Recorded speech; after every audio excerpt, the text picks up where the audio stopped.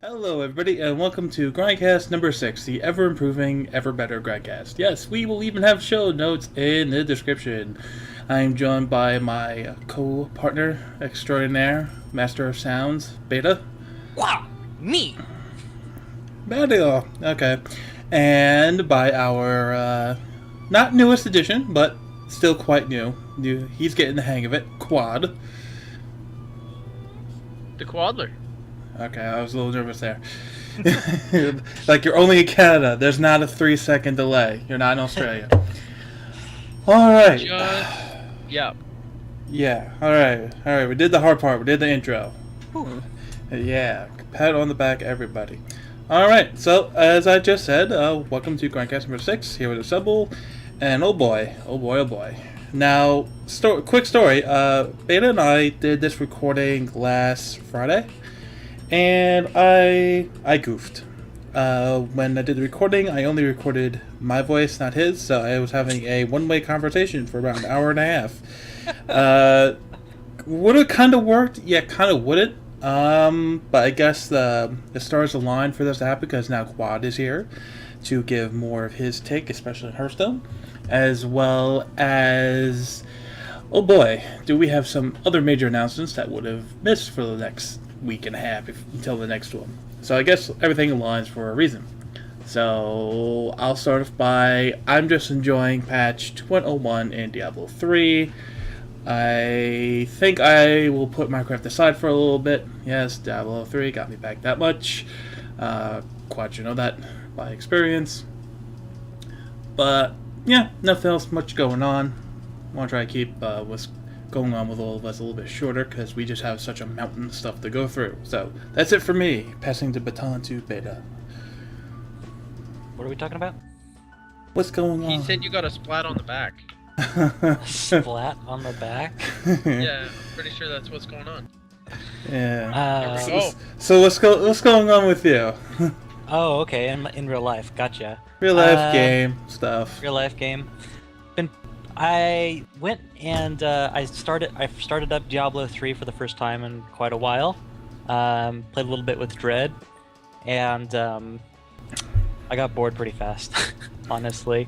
So I went back to Hearthstone and League of Legends, and I'll probably end up going back to Diablo. There is a important announcement, which is why I went back, which we'll cover later on. But that's pretty much it for me. What? Hearthstone. And some more Hearthstone. Yeah!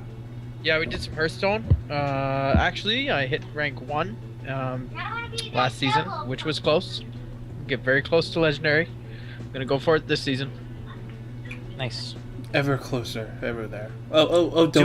Don't forget about your major accomplishment. What'd you do? They made a video of. We need to place bets Oh, on who's gonna... yeah! I just beat the guy who was rank 2 on the Legendary ladder. I don't know why it queued me against him, because I'm rank 12. Maybe just because, you know, he's probably one of the only people that are actually Legendary at this point, but beat him. Nice. Don't remember his name. Congrats. Poor guy. But it was fun. Nice. Played What was well. he playing? Shaman deck. And you were Yeah. playing? I was playing my Druid deck, actually. Nice. Nice. Dis- Right on. Different decks. Yeah. Hmm. Yeah, I'm running a Druid deck with the 2 Force of Natures instead of 1. I don't run the Ancient Watchers, though, so... Yeah, I took kind of those out of my strange. deck too. Yeah, it's kind of weird. I do play a lot of draw cards, like the 2 Drakes, the 2... I just like to... It's seeming okay, I guess. Alright. So that's what's been going on with us and what's been going on in game. So, like I said, mountain information about the butt tons. Yes, butt tons. We'll keep it somewhat PG-13. Or we'll try, and then inevitably fail. But hey, we give it a good college effort. So I guess the first game we'll go through is Diablo 3. You know, big game. A lot of things happening this past week and weekend, and even today of all days. Like I said, lots of things happening over the Blizzard universe of games. the first major thing was patch 2.0 went live, which brought, itemization 2.0, loot 2.0, even though people say they're the same thing. In my mind, they're separate. My brain works a different way, which we know and love, right, guys? Yep. Yeah, okay. We've come. Well, it's more like we've come to accept. Thank you for like the half like vote of support or something. Yeah, okay. Yeah, we'll meet halfway. So, thank you. Didn't leave me hanging at least. So loot 2.0, itemization 2.0, Paragon 2.0, difficulty 2.0, everything 2.0.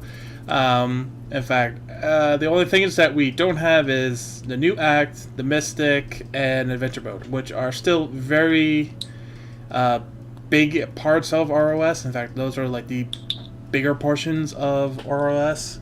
It's just nice that we get to dabble in all the little lesser pieces now and get a chance to line up. So, like I said, the patch went live. It went live, with the usual days worth of maintenance, which is to be expected for such a large patch in itself, and it's a conversion patch to an expansion.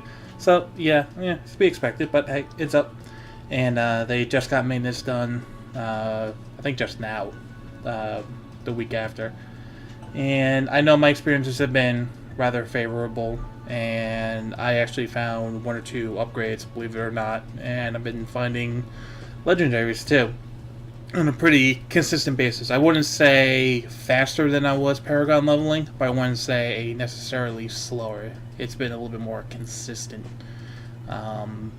With what little experience you had on the patch beta, is there anything you could add? Yeah, well, nothing I can add from my play experience, but I read that they're going to make it so that your first run-through of Diablo is going to guarantee a legendary, but that is not currently live, but it is a plan that they're going to do very soon. I'm told it's currently live on the Skeleton King. I haven't checked that. Yeah, just to link what you two said, the one on the Skeleton King is a bug, but since there was such positive feedback on it, like, who wouldn't like a guaranteed legendary, no matter what it is, I think they were more or less likely going to shift that to Diablo, and it wouldn't just be your first playthrough, because they're gonna have like a reset quest option, or if you just reset the quest, what it will do, it'll actually wipe all your waypoints. So even though you have to play through the whole campaign again, you get all that quest experience, which is like millions of experience per quest handed. And when you get to Diablo, you get the guaranteed legendary. So I think that's their thought process. That's their development deal. That'd be really cool. Yeah, Do that. Yeah, I do it too. Like fun. I mean, some people are going to be like, well, no, adventure mode is the place to go. Which, yeah, if you're going for straight items. But if you want to go for Paragon leveling, especially with like the quests to give you anywhere between 3 to 5 million each, and some of them are like really short and really close to each other, you can't really beat it. It'd be fun for group play as well. Like, get a bunch of friends and rush to the Diablo kill. Mm-hmm. One thing that we should also mention is that they nerfed the EXP on the chests, the chest events. So you can't farm Act 1 chests anymore.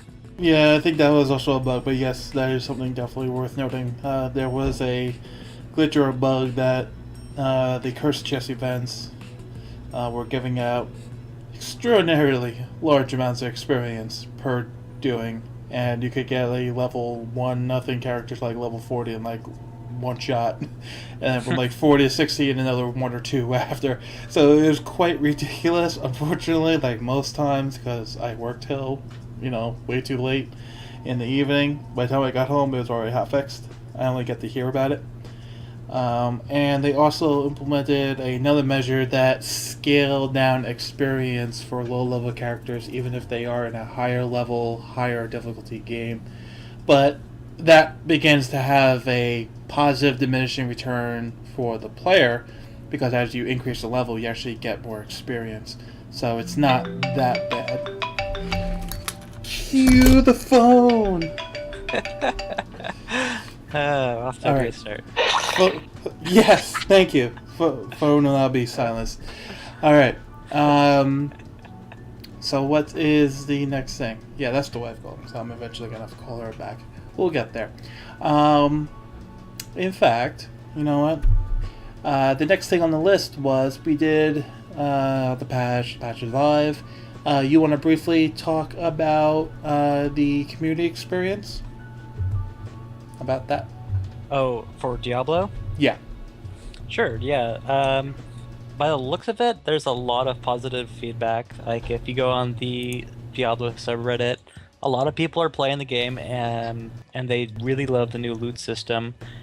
And I think we're going to kind of eventually run into the same problem that the beta testers had, where after you get a good amount of gear, there isn't a lot of endgame. And I think people, I think they're just stepping their toes into the game, and they're really like seeing all the legendaries, but then what do you do after you get all the legendaries, right? Like, there's still no PvP in the game.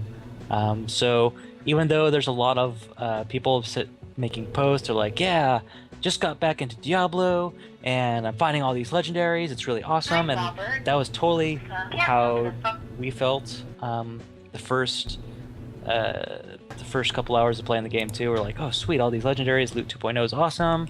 I'm actually getting gear that I can use, that has stats that I can use. But I think as the initial hype wears down, we will see a lot of the same issues arise that the beta testers have already reported numerous times. And if you there was a very special like podcast, like a live podcast with Jach and I think Moldrin and one of the developers for Diablo 3, Wang. The playtest, I think Archon the Wizard was in there. I think that was Wang Chang. Yeah. Yeah, and if you listen to that, they actually went over a lot of different topics, and a lot of it had to do with like different modes that they have tried and pretty much dismissed, and they talked about a lot about them. So they talked about like endless dungeons. They tested that and they didn't care for it very much.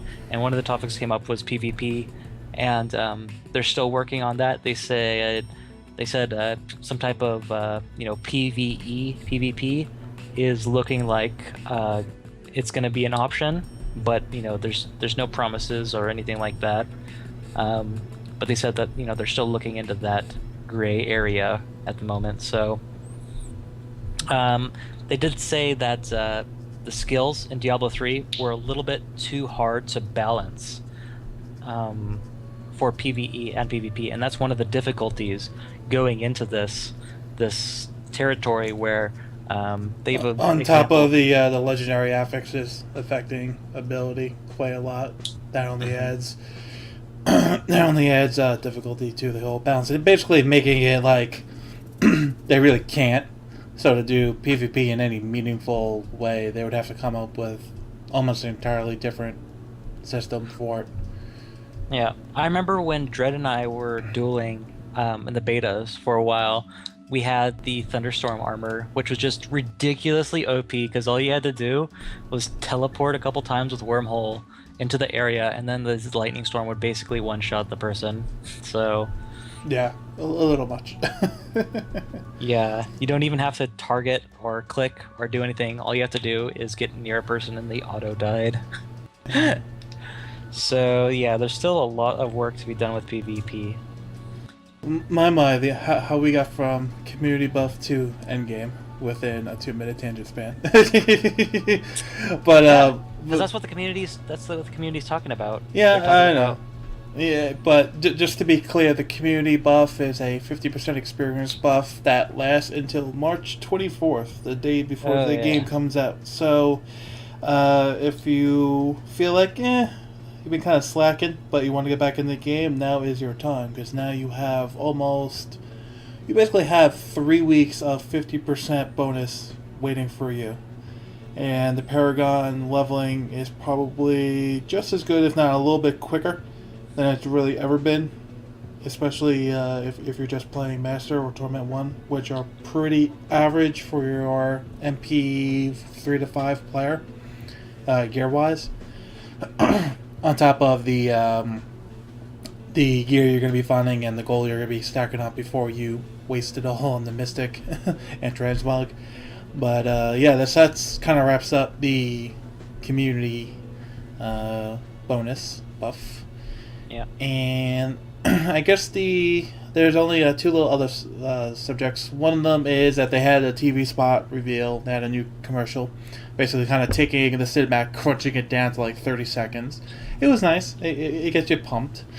Yeah, I was expecting new content, and I didn't get it, so... Well, it's an expansion with 1 hour, and they already had a big-ass cinematic, so I didn't expect them to have that much. Yeah. There was also a glitch on the auction house for a while, where you couldn't... Or you could post buy-on-account items, and sell them, and buy them, but you couldn't retrieve them from your inventory after you bought them. Either the buyer or the seller, I think. Yeah. Yeah. So, but I think that's been finally resolved. I think in the patch notes today, they said that they've reopened the real money auction house and gold selling and all that jazz. So, Yeah. So hopefully that is the case. I'll check with a few people from Shash also that do run Macs, because there's been a whole bunch of Mac issues. That's been a whole other issue. But hopefully those are fixed as well. Yeah. And lastly, for Diablo 3, which will kind of work into the next game, Heroes of the Storm, is we got the last pre-order bonuses for pre-ordering any form of Rebirth Souls. Well, you got the standard to the digital to the collector's edition. You're gonna get these too. And that is Vala, the Demon Hunter for Heroes of the Storm, and the Wings of Valor, which are basically, if you've played the game and you know Imperius, those are his wings, those fiery, wavy type wings. So you're going to get those in your messages when the game launches. So And they also changed, I don't know if you guys noticed, but they changed the way the aesthetics of the wings. They actually stay on when you log off and log back on, so they're pretty much permanent. If you want them on, you can have them on forever. So that's a nice change that they've done. yeah, it's definitely a nice thing. It actually made me want to use the wings, because every time I died, which was too many, had to keep on doing it. But it's just nice they're there, and they persist to, I think, even log in and log out and everything. That I think the only way you can get rid of them is if you actually toggle them off. Mm-hmm. But the all-important thing that kind of works in a few major topics for Heroes of the Storm is everyone's also going to be getting Vala, the Demon Hunter, a playable character in Heroes of the Storm for free, just for pre-ordering. And that kind of alludes to a lot of things. So with that, let's transition to Heroes of the Storm. Heroes of the Storm! Yeah. It's coming! It's happening! Yes, and that we're not just saying that, and we're full of shit. We actually have yes, yeah. me, I'm hypothetical guessing, which usually pans out more than not. So, Heroes of the Storm. The big announcement was the technical alpha, or tech alpha, as they're calling it. Think of it as like the first alpha, and then there's probably going to be another one, and then there's going to be the closed beta. So this thing's going to be in a somewhat beta or alpha state for a while. But hey, at least we can actually see it, playtest it, and have fun with it while it's in that process. So the tech alpha was announced. There's going to be a limited amount of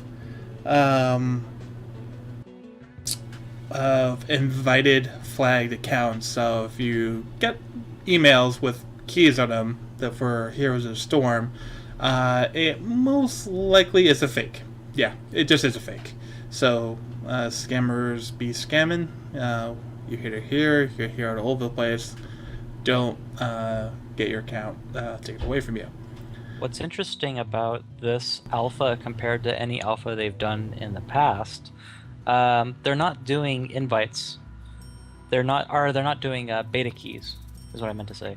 So they're just toggling accounts like manually instead of just giving people keys for them and then their staff. So it'll be interesting to see who all is going to get invites. It sounded like it was almost going to be like a random selection from the opt-ins, which would be interesting. Yeah, that's the impression I got too. Yeah. Didn't they do that with Diablo 3 as well? Where there was no keys initially? I think so. I think in the very, very beginning it was, but when I think you're right. But when I requested staff keys for Sinister, well, who is now Beta, name from the past, and a few others that were a part of the staff at the time, I got keys. And then when they did the fan site giveaways, they switched over from just flagging to flagging opt-ins and giving away keys. But you are correct. At the very, very beginning, it was just flagging accounts. Yeah, I remember I was super, super lucky because I knew somebody who worked at Blizzard, and so I was the sole person that had a Diablo 3 beta account, so everyone had to use and share my account, which may or may not have happened. Which may or may not have happened.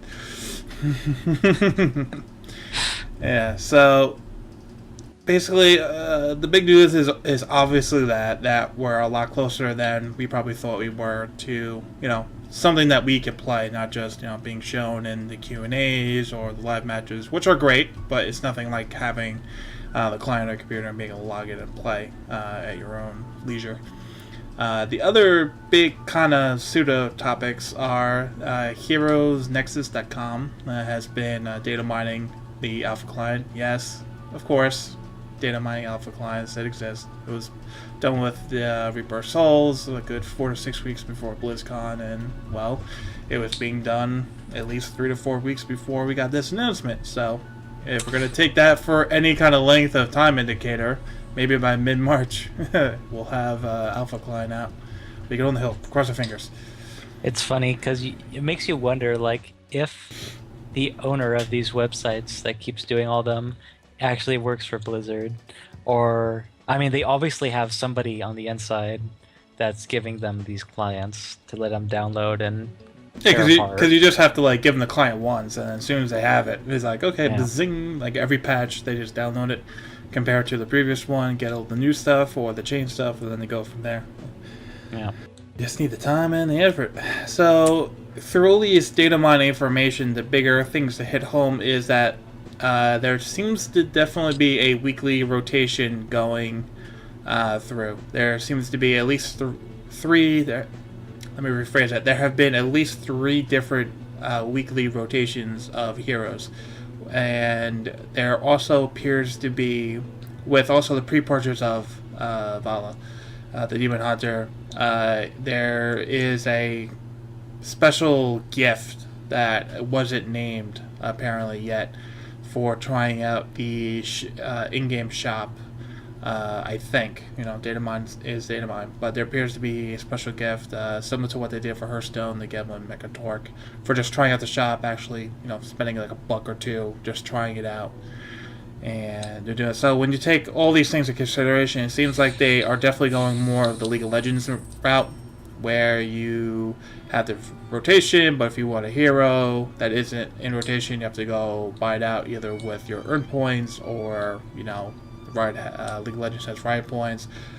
Blizzard will probably have the same exact kind of currency deal, and we'll probably go that route. I mean, is that what you guys kind of see in the tea leaves here for Heroes of the Storm? I do love that model. Yeah. Because you don't feel overwhelmed as a new player. You can only play and learn the characters available to you, and then you buy the ones you like as you're learning them. Yep. And Quad. That's generally what I got from the data mine info too, is that it's gonna basically be the same League of Legends model, and it makes me wonder how successful this game is going to be with 2 giants, Dota 2 and League of Legends, already have their roots in most of the MOBA community. how well this game is going to flourish. Obviously, it's going to have a pretty big fan base just because it has Blizzard backing it up, and that's just going to draw people to it just because of the name, basically. Mm-hmm. But No, that's very valid. I mean, name recognition does work. I mean, that's how Blizzard has done so much with its name, and then and people can say, well, okay, Blizzard quality is done what's done. How that may have kind of faded as of recently. I mean, that's to the eye of the beholder, but I still think there is some definite branding associated with Blizzard versus, like, EA. Yep. Yep. So it's about all I had to say about Heroes of the Storm. Yeah. Anything you would like to add, Quad, before we move on? I'm very excited. I know, I am too.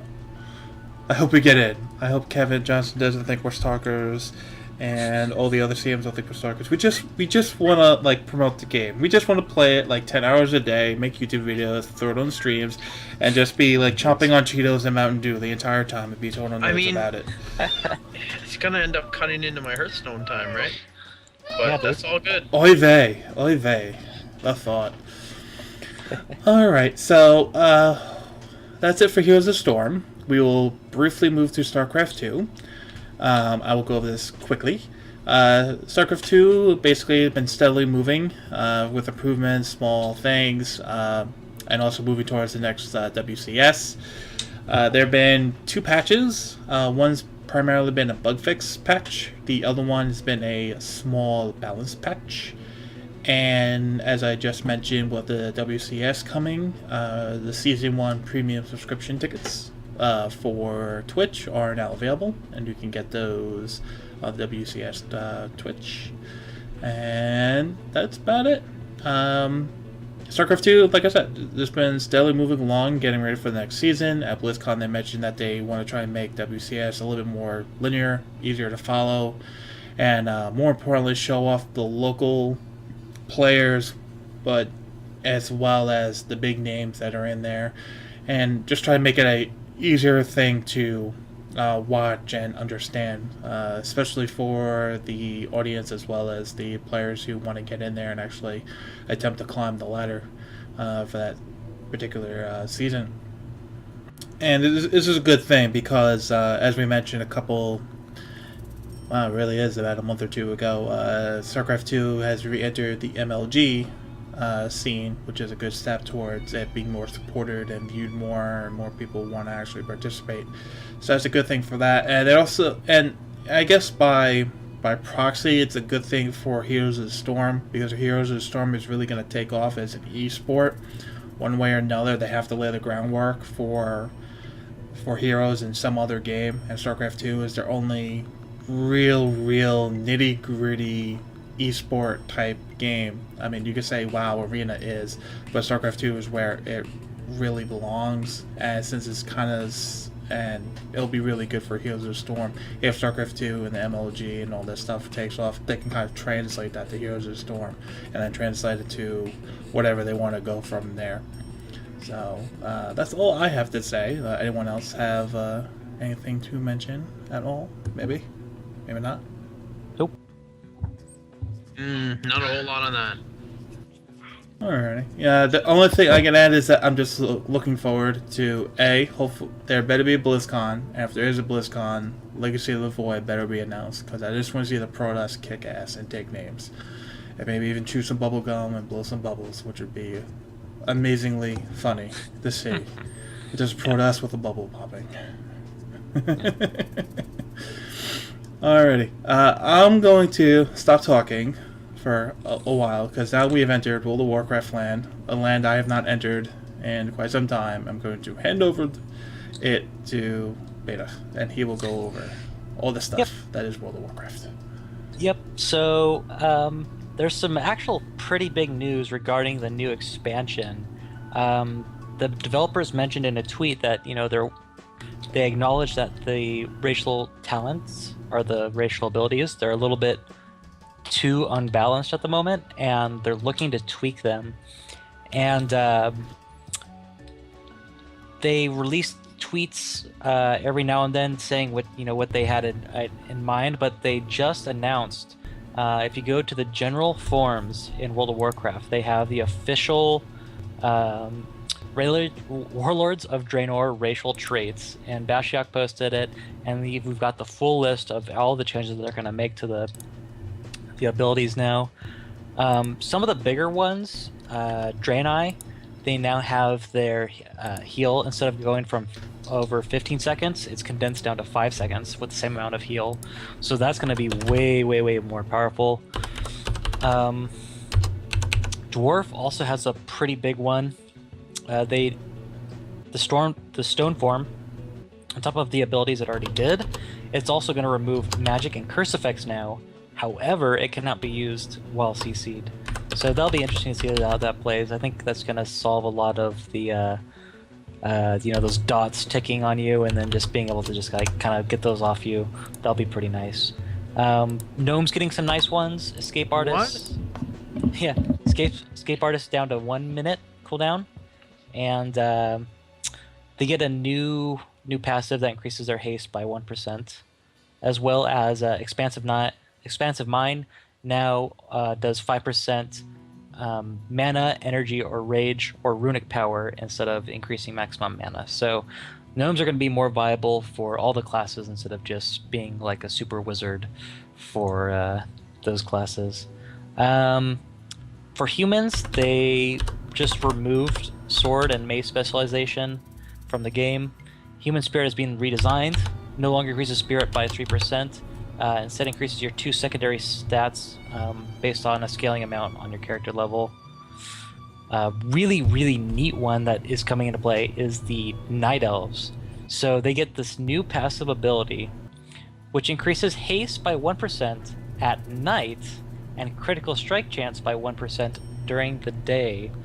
So, those min-maxers that are going to push for every single possible stat, it'll be interesting to see how Night Elves fall in line with that, with the new 1% haste passive during the night. I don't know, I can see people doing that. That's gonna make people change their raid time too. Yeah, exactly. And That's what amazing. classifies at night, right? Like, is that going to be Is it based off server your... time? Exactly. Is it server or is it local time? And what time is it? Like 7 o'clock, 6 o'clock? I wish they would have elaborated a little bit more on what classifies as at night, but I'm sure they will touch on that more in the future. That dwarf sounded pretty good though. I like the concept of a rogue dwarf now. Yeah. I think they are going to be pretty good, except they don't get the CC removal, which you can understand why it wouldn't, because they would be so overly OP if it removes CC as well. Absolutely. Another interesting one that they just announced with this post. Berserk for trolls is going down to 15% from 20%, so it got a minor nerf to that, 5%. But Beast Slaying now increases EXP earned from killing beasts by 20%, instead of increasing damage dealt to beasts by 5%. So you're going to see a lot more trolls farming, beasts, and probably taking up skinning and getting the leather from that, just to level up. So there's a really strange one. Yeah, there's a lot of changes here. I didn't cover everything, so it's definitely worth checking out. Again, that's just in the general forums under Warlords of Draenor racial traits. Other than that, let's see here. I know there's more stuff I wanted to talk about. Zyrim, our community manager, he was in the ER the other day. But it looks like he is actually back in work today. Yes, he is. Yeah, from a tweet he sent to Lore. So it's good to have him back, and it's good to see that he's doing well. He is a great community manager, so it's good to see he's doing good. And Yay for health. Yep. And let's see here. World of Warcraft. I think that just about wraps it up. Wasn't there like a whole like Salmation? Wasn't Olivia Grace, if I remember correctly, or is that the whole racial bit? And I'm just Yep. recalling bad. Yep, that was the whole racial thing. Olivia Grace posted. She took all the tweets that the developers were sending out. With a little bit of information here, a little bit of information there. She condensed them all to a Wowhead blog, and then she posted that, which is what we initially had. But now we have the full list by Blizzard in the general discussion. So looks like PvP season ends pretty soon in World of Warcraft. Or no, it begins. Excuse me. That began on the 25th of last month, so it's already well underway. And that's pretty much it. Yep. That's it for the Diablo or World of Warcraft section. No, there's one more thing. Just like last time when I failed to record it. What do we all think briefly about the level 90 character boost for $60? I will state I feel it's a weird slippery slope. I hate to use the term, but it's something that may be seen as necessary by a large part of the player base, but I think just giving it to the player base at a cost of $60, which albeit is very expensive, may be cheap in comparison to power leveling services, but your average casual is not going to have $60 to blow on 5 characters or 3 characters. They may do it once, which I think is what Blizzard is going for with that whole $60 price point. And I just feel it's a slow, gradual taking the World of Warcraft base and getting used to another paid-for service that doesn't directly affect them. It's an option, it definitely is, and you could definitely go through a leveling experience. It probably benefits you so much more to go through the leveling experience. But it just feels like it's like another thing that you can just kind of buy and get. And I just hope that it's not a drastic shift towards, okay, this could be another 10 things that people can buy. I know supplying these things and them being popular can lead to more things, and even at 1% of the player base of like 7.6 million buying this service, which essentially is just a one-stop shop XP boost in other games, would bring in heaps of money when you do the math. But I just hope that it's not the tip of an iceberg. I just hope it's kind of a leveling out for where the game is in its almost decade-long run of being a subscription-based MMO that has lived this long with as many subscribers continuously playing as it has for a while. That's just my views. Either one of you jump in. I'm excited for it. I'm kind of a casual guy. I don't really have a lot of time to invest in, especially in leveling. I think it's tedious. It's put in there just to extend the length of the game, in my opinion. So being able to just kind of skip over that, I'm pretty excited about it. Except I already have most of my 90s I want at or most of the characters I want at level 90. So Sucker. yeah, it's not going to affect me very much. I'll be able to make a monk and get it to level 90. That's pretty much it. I didn't end up leveling a monk ever, so. Yep. I think with the addition of that to the store, I think it's probably about time for WoW to go free to play.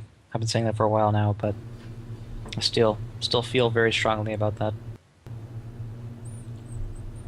Quad? There. Yeah, well, as far as the free-to-play thing goes, if you have enough subscribers, don't go free-to-play. Simple as that. You're making money, don't stop making it. Yeah, but you can potentially get more money. Maybe. It's pretty likely based off data that most other big companies have found. But anyway, as far as actually purchasing a character at level 90 for $60, it's definitely something I would not even consider.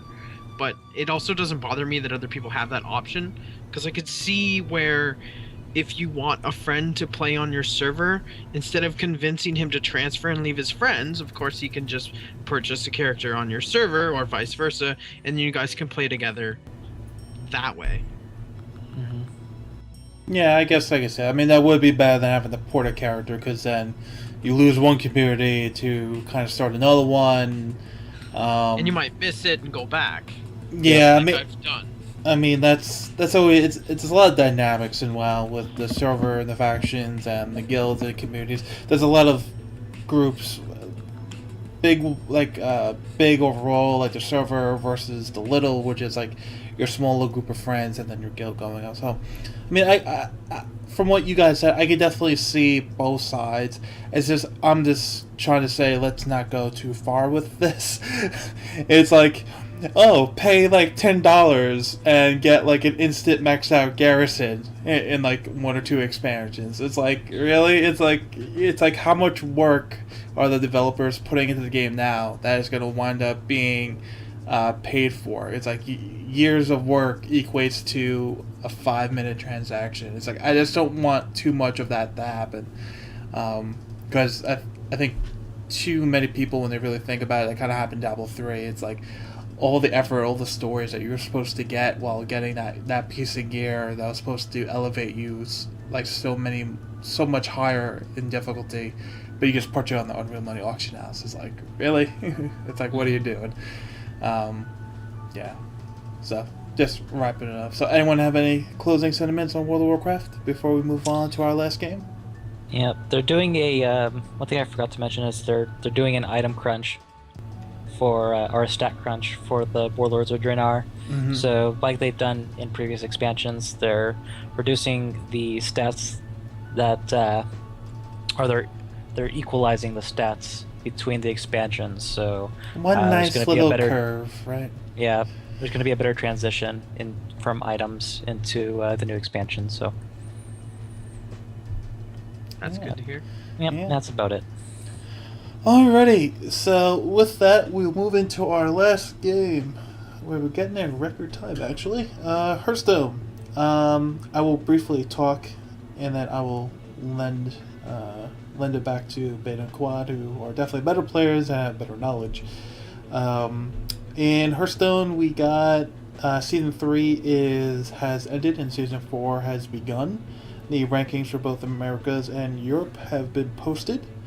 We have also gotten word through the Hearthstone Facebook page, which is also linked in the description, the new card backs. One of them is for reaching Legendary rank. One of them is for just participating in Ranked mode. And then one of the other three is for promotional cards. So I'm assuming when they implement them, Gablin Mechadork will get that particular back. And then the last two were just simply labeled upcoming rewards, which could be another beta, could be for current games coming in release sooner than later. We don't really have any ideas, but one thing I think we all can say is that they look pretty awesome and will add a good feel to the game. And Yep. One thing I noticed is that the card backs are not actually the same shape as the cards themselves. If you notice, like the little mana icon on the far left, that goes over the normal like rectangle shape of the card. So I think it's interesting. I don't know how that's going to work. You don't ever really see the card backs, when you're playing the Hearthstone game itself, except on your opponent's cards. And if you notice, whenever you flip a card open, when you're opening a pack, there's kind of like this white border around the card, so it looks like it's the same dimensions, but it's not. And it's just a very good, clever idea from the art team. It took me so many months to realize that by myself. for shame. Yeah, I know. They got you, which means they did good. Yeah, exactly. It feels like a sleeve, almost like a sleeve you would buy for your Magic deck, where you see your opponent's cards, and these are the sleeves that he has on them. Your opponent hit Legendary, these are the sleeves he has. Exactly. You just recognize. Yeah. I like it. I like the personal favorite one is I like the red one, which I think you get for just participating in the ranked game. So it's not a super hard one to get, but it looks really nice. Yeah, kind of. It just screams out Blood Elf to me. Like I look at it, I'm like, oh, red and gold Blood Elf, like immediately, like Yeah. like nothing else can even be linked to it. Um, And then one little other. Yeah, this is not little or other. This is exciting and major. There was a tweet done just today, just barely made it into this Grindcast, that they were kind of saying, more or less, this is your last call, your last chance to participate and get your Gebelin Megatorque, your golden variant, which is going to be only available if you use the in-game shop for the real money in-game shop during the open beta process, because other than that you'll be able to craft him, but it's only going to be the regular variant. You will not be able to get the golden, which screams out to me and you guys and everyone else that this game is going to be leaving its open beta and going into its release. yeah, I think they did confirm that it's going out of open beta pretty soon. With another tweet that they sent not long after that. They did a little Q&A. Let's hear, how close until the end of beta are we? We don't need an exact date because I know that it'd be horrendous, but is it a matter of days or weeks or a month? And then Zyra responds, I can't say exactly, but it's soon, not months. So. Yes. So if you want it, or if you're afraid that if you don't get it now, you're going to miss out, get it now. Do it now. Buy like 2 packs. Hey, you may get that legendary you wanted and the Gebelin. Yeah. So with that, that's all the major topics I want to cover. Hearthstone. I will give the floor back to you two, and you can talk about your experiences, about the current meta, whatever you guys have seen during the last week or two. Sure. Yep. New season started. It's it's funny being back at the chicken rank again. Okay. Yeah.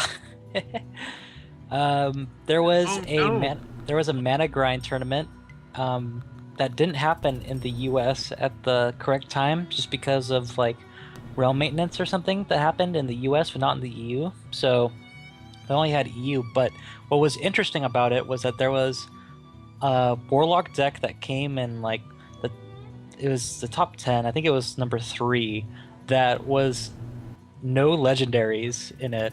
It was just commons and rares, and it came in like 3rd, I think. So that is really interesting. That deck is the new meta right now.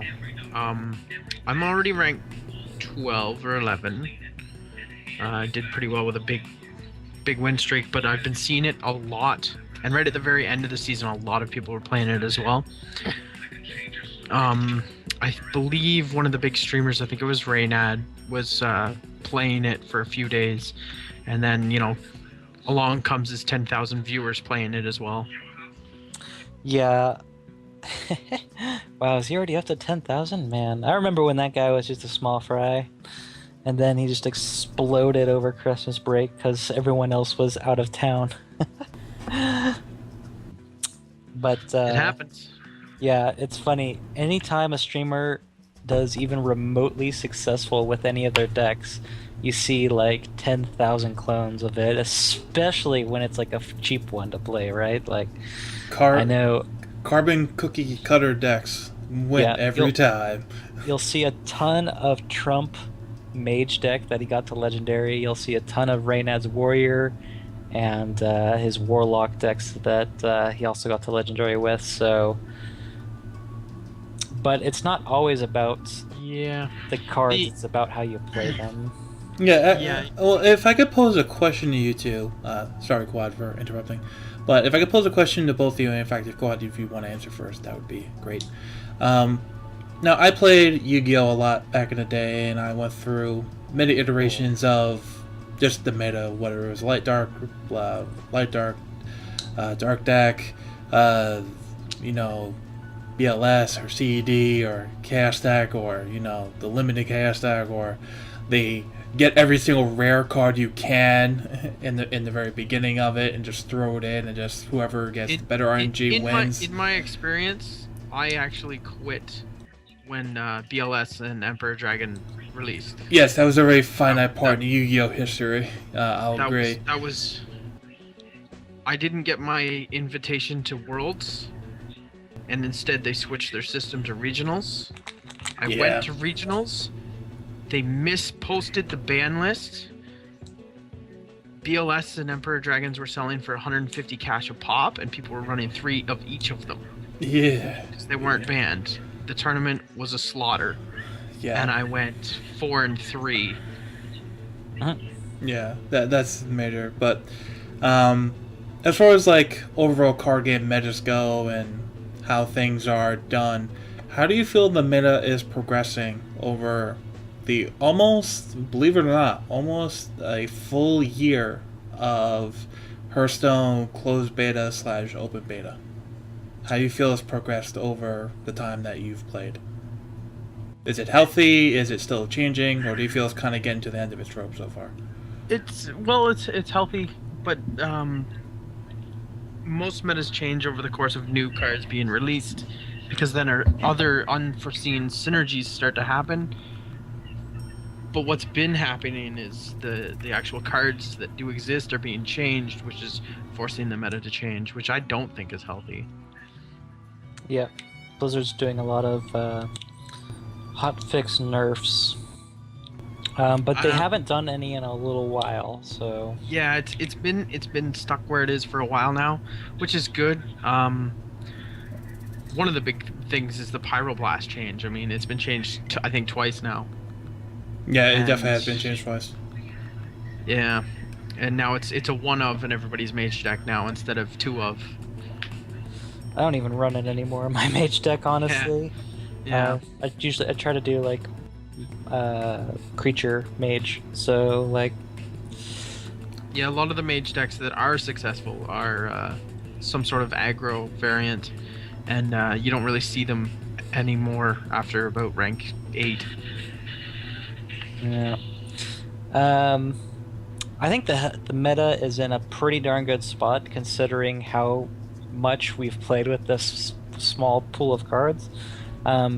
They did say that they're about to release a new mode of the game, which I think is going to be called Adventure Mode, and with that is going to come new cards. So I think they didn't say how many new cards there's going to be, but I think just the introduction of some new cards is going to be super sweet, and I imagine that the meta is going to change quite a lot after the new cards come in. There's definitely some cards that feel like they're almost seen in every competitive deck at the moment. A couple of them are the Tink Master and the Nat Pagel. They're pretty much 2 game-changing cards, one way or the other, and it basically boils down to a coin flip, or multiple coin flips in the case of Nat Pagel's case. But I think the meta is in a pretty good spot. It's just every other week you're going to see a new or different deck take the crown, or at least come in the top 3. Something that hasn't been seen before. For example, I think the one that came in first place in this Mana Grind tournament for EU was Druid Token deck. It just ran a bunch of little creature generator guys like Imp Master, and it ran the Violet Teachers, yep. And then it just ran I've Savage bumped Roar. into that a few times. Yep. So that came in first place at the EU Mana Grind tournament. So like it's been such a long time. It's been such a cheap to build and strong deck. Yeah, it's been a while since I've heard like a Druid token deck ever like whispered, let alone being somewhat successful. I mean, back in the beginning when we were all playing on Cockatrice with the emulator, when Mana Grind was just getting its feet wet and gathering people, I was in the community, and Cockatrice was the way to go. And we played largely, we were about 95% correct on all the rulings because we were just that into asking questions, getting rule clarifications, and just making the developers answer questions. And Druids were first of all, in the very beginning, Druids were just very overpowered. I mean, they could beat you with just spells because they were that strong. But a druid token deck was actually that much stronger because not only could they get rid of your board, they could just slap you around if they didn't have a swipe or anything like that with their token generators. So, but it's been a while since I heard, druid and token put together as a deck and actually succeeding with all the, we'll call it balancing to the druid Right. deck and all the cards. Yeah, exactly. And that's why I'm saying that the meta in Hearthstone is really unique because it's almost like it's like every week there is a new piece to the puzzle. Like somebody has solved what other people are playing. They know what's popular, what's going to be played, so they know how to counter that, and they know which decks do really well against those decks. And so I think the meta is in a very healthy spot, and I think some new cards is just gonna add to it. It's just gonna be even better. So Yeah, the Hunter Rush deck is falling off now too. When Unleash the Hounds first got changed, everybody and their dogs were playing it. Yeah. But now it's kind of rare that you bump into it these days now. Yeah, I've noticed that too, especially when Unleash the Hounds just got changed. I remember Reynad and Trump, they were all running this Unleash the Hounds Sea Giant Leroy Jenkins deck. And those are very powerful cards altogether, but I think a lot of people have figured out how to play around Unleash the Hounds, only dropping like one, maybe two guys at a time if they're really daring. People don't play into it anymore. They don't drop four guys at once because you're gonna lose. And any type of control deck will literally just, sort of stall out the game, never play more than one creature, and just wait until they draw their Ragnaros. Right, exactly. So, not a lot of Hunter Zerg anymore. I have. So Quad was telling me of a deck that he was playing. So I decided I'd try to design my own deck, and Your own I variant. I ended up making this Hunter endgame deck that basically I decided that I wanted to run Ragnaros, and then I wanted to run the class legendary. I don't remember his name. The Devil Star. Oh, Yeah. King Crush. And then I wanted to run 2 Faceless Manipulators. A little excessive, but okay. Continue. Dude, it is I like this. hilarious. It is hilarious. That's like the end game. So And then you'd be playing deadly shots and stuff like that to get there? I've got basically it runs 2 Hunter's Mark because it's super OP, and then it runs 2 of the little shitty archers just to kind of ping off something for 1 mana. Pick off any creature for 1 mana. It's super good. Super huge tempo boost. And then it runs a lot of cantrip creatures like both the gnomes. It runs 2 flares just because it's deck thinning, and then it runs explosive trap. It runs the drakes, and Tracking. I think I also put the draw cards giant. And basically, you just stall with these little shitty cantrip creatures, and then you play Ragnaros, and then you Hunter's Mark their guy after you've played Ragnaros, and then kill it with one of these little shitty cantrip creatures, so that your Ragnaros just has a free shot to the face. And then if they don't deal with Ragnaros, you play a second Ragnaros, and then a third Ragnaros, and then you play King Crush, and it's just so overwhelming. Hunter's Mark is just one of the most powerful cards in the game, with little to almost no drawback. It's in my opinion, it's even better than Execute. You are running Buzzard Hounds as well? Nope. No Buzzard Hounds to get there. No Buzzard Hounds. I found that Buzzard The Hounds Hounds? was being too unreliable in terms of Do you getting. run the Hounds at least for the marks? I think I do, and I think I was running Gnomish Knife Juggler for a while. That was pretty fun. Okay. just so like I can unleash the hounds. Like if they do drop a bunch of guys, I can drop a knife juggler and unleash the hounds for 4 mana and get like a ton of damage out of it. Yeah. So yeah, it's just like a control hunter deck, and that's what I've been using to rank up with a little bit. It's been better than other decks I've played, so That's good. yeah, it's fun. I'm trying out. Crush. I'm trying out all the different control decks for all the different classes. So All Try getting good. priest to work. try to get priest to work. I do have a pretty successful priest deck, but Don't start with his priest deck. I have bad memories of his priest deck. oh man, Dolran 2.0. It's priest a real deck. thing. Aptly timed. Congrats. Kudos, sir. Alright. So, anything else on Hearthstone? Any little wrap-ups? Or is that pretty much it? Ba-da-ba-ba-ba.